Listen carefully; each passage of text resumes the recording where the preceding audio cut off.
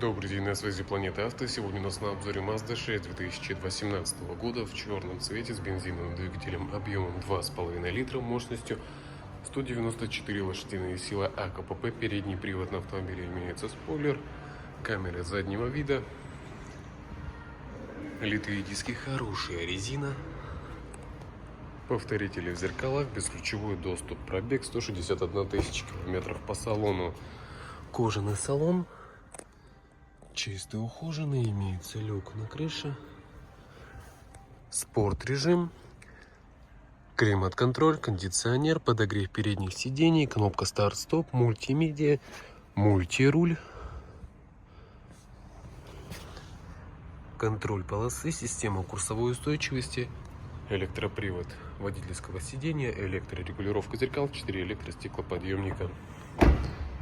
Актуальную цену и наличие данного автомобиля смотрите по ссылке в описании.